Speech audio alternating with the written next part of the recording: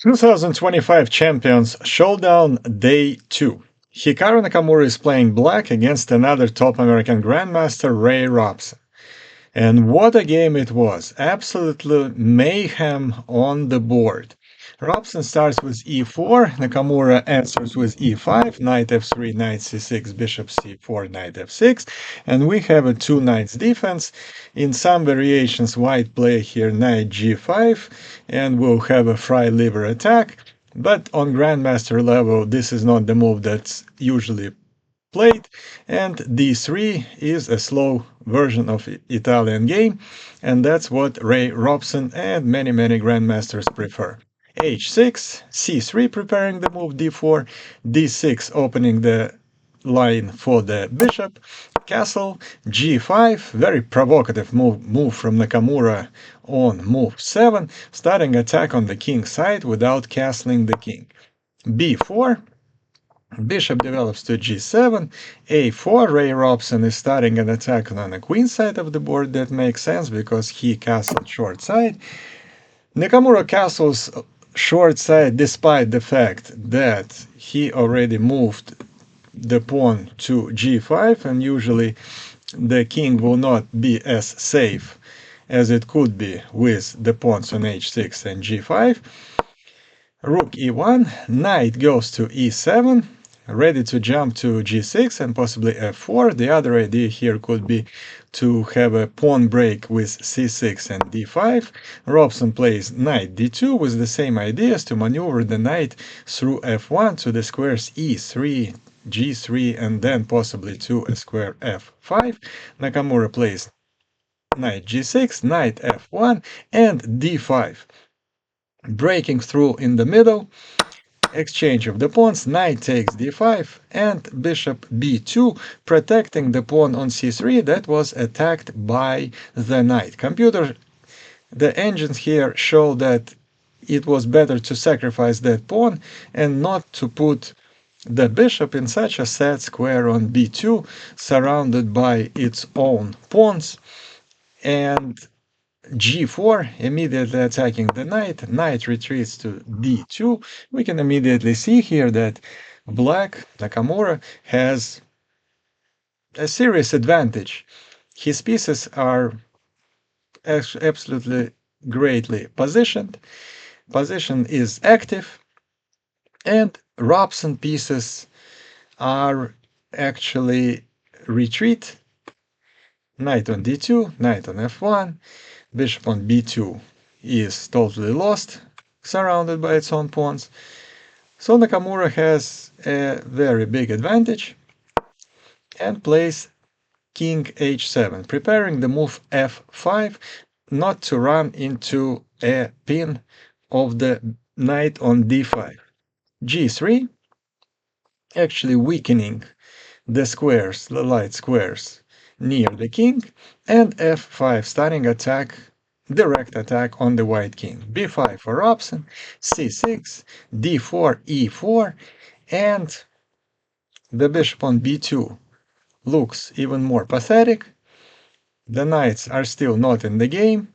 The rook on a1 is doing nothing, and black will be preparing a massive attack on the white king. Bishop b3, possibly with the idea to play c4, knock out the knight from a nice square on d5, h5 for Nakamura, getting ready to play h4 and break through the pawn structure of white. Bishop a3, attacking the rook on f8, but here Nakamura takes the pawn on c3 and attacks the queen. But the queen goes to c2, and now the queen is attacking the knight, and the bishop is still attacking the rook on f8. And here the absolute chaos starts on the board, with Nakamura playing bishop takes d4, sacrificing the rook on f8.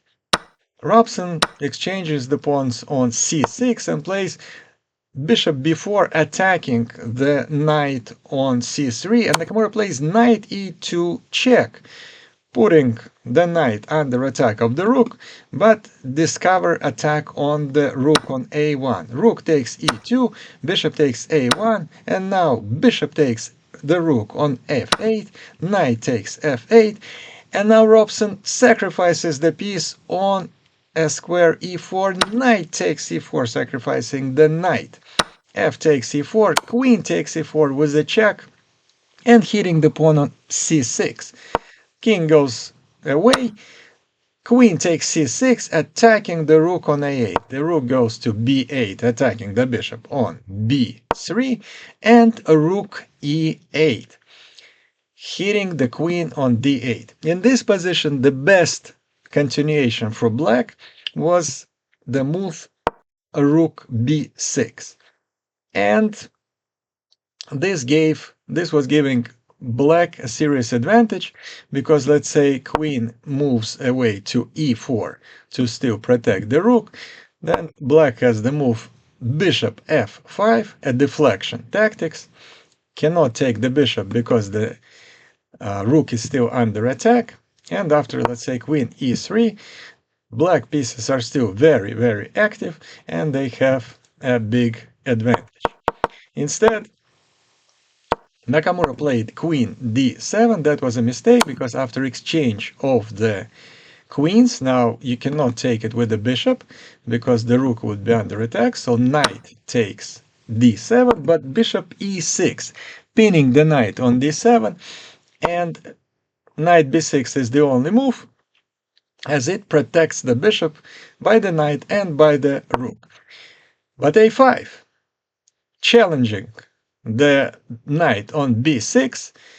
Now Nakamura plays a great move. Bishop takes e6, allows Robson to take the rook on b8, but after knight d7, black still have a material advantage with two pieces against the rook, although white has a pawn for it, so officially material advantage is the same, but considering the fact that black has two bishops, their position is still better. The other big problem in this position for white is that they have 59 seconds remaining in the game, and Nakamura has 7 minutes. But in this position, white, Ray Robson, finds every best move possible, although he had only 59 seconds left on the clock. He plays rook b7, hitting the pawn on a7, rook bishop d4, protecting that pawn, knight goes to d2, king g6, and knight b3, attacking the bishop on d4.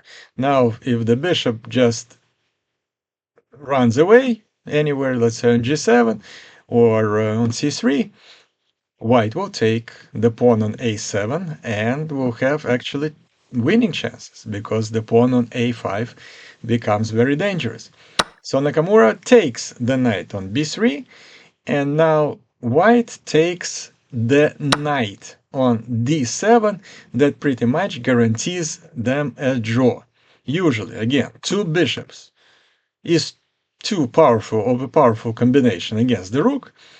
But what happens in this particular position? Rook is attacking the bishop on d4, and the pawn on a7 will be under attack if the bishop goes away anywhere on this diagonal. Therefore, Nakamura has to play bishop c5, rook c7, and again, the only move to keep the pawn on a7 is bishop d4. Nakamura is not happy with these events at all, as we can see on this short video. Oh, well, that's a good move. Rook d7, bishop c5, rook c7. The moves were repeated, and both players agreed to a draw.